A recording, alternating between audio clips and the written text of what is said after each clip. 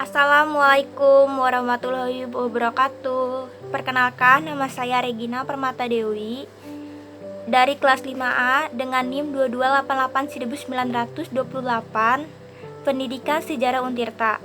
Saya di sini izin mempresentasikan hasil pembuatan artikel saya dari mata kuliah Sejarah Pergerakan Nasional Indonesia yang diampu oleh dosen kami, yaitu Bapak Ari Permana Putra MPD.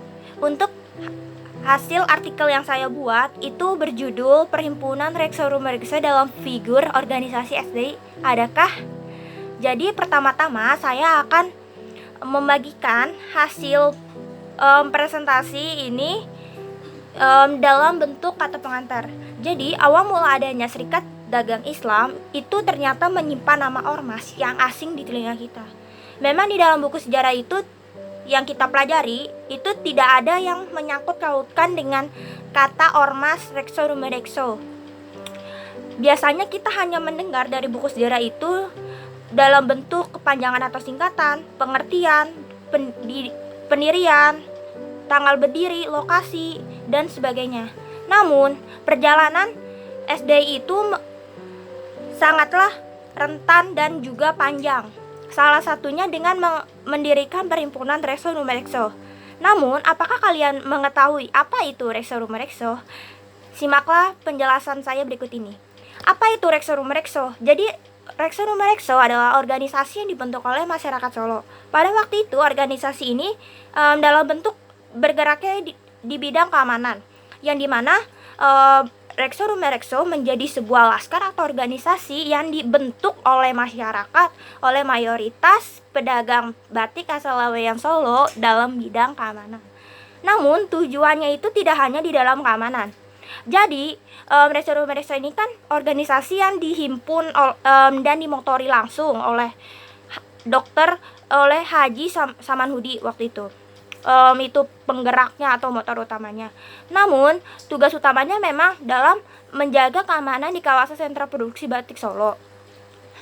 Akan tetapi karena adanya perhimpunan Kongsing waktu itu, permasalahan waktu perhimpunan Kongsing, maka misi di dalam ormas keamanan Rekso Rumedekso ini ditambah, yaitu untuk melawan perhimpunan Kongsing Tiongkok dalam bidang perniagaan.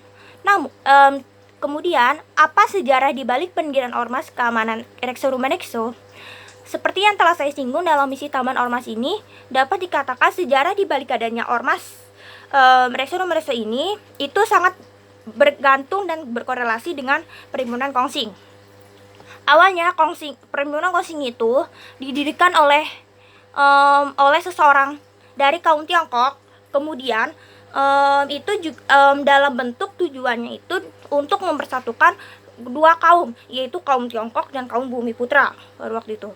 Nah, namun seiring berjalannya waktu, karena semakin dia berkembang luas, maka perhimpunan Kongsing itu dibentuk menjadi dua. Jadi dipisah waktu itu, menjadi kaum Bumiputra, khusus untuk kaum Bumiputra dan khusus untuk kaum Tiongkok. Namun awal mula konfliknya itu ada konflik sosial yang dimana kaum Tiongkok itu lebih memperhatikan dirinya dan membantu solidaritas dan tolong menolong itu hanya sesama etnisnya saja. Tetapi jikalau kaum Bumiputra meminta bantuan kepada kaum Tiongkok, maka tidak diberikan oleh kaum Tiongkok. Nah, disitulah sejarah dibalik dari adanya ormas keamanan ini. Terus bagaimanakah peristiwa perkelahian? Peristiwa perkelahian ini sangatlah panjang. Dari mulai adanya kaum Tiongkok yang menyerang pedagang batik Laweyan, terus kemudian dari organisasi keamanan Rekso Rumedekso yang sering melakukan pemukulan terhadap karyawan Xie Dianho waktu itu dari kaum Tiongkok, seperti itu. Jadi panjang untuk perkelahiannya. Itu bisa kalian baca sendiri ya di poster. Nah, untuk bagaimana perannya? Untuk peran Jadi peran di sini tuh Ormas Rekso Rumah Rekso itu berperan dalam dua pokok penting, yaitu solidaritas tolong menolong. Jadi karena ada dua pokok penting ini, maka banyak pedagang batik Laweyan asal Solo itu berhimpun dirinya untuk bergabung ke dalam Ormas Keamanan Rekso ini. Terus juga peran sertanya itu di dalam motor utamanya itu, Haji Samanhudi itu dia memiliki kelebihan yang unik, ya dimana bisa menarik simpati dari beberapa pegawai kepatihan di Surakarta untuk bisa mempertahankan organisasi keamanan Rumah Rekso ini. Jadi untuk hasil presentasi yang bisa saya sampaikan hanyalah itu. Sekian dari saya, terima kasih atas perhatiannya. Wassalamualaikum warahmatullahi wabarakatuh. Sampai jumpa di lain waktu ya.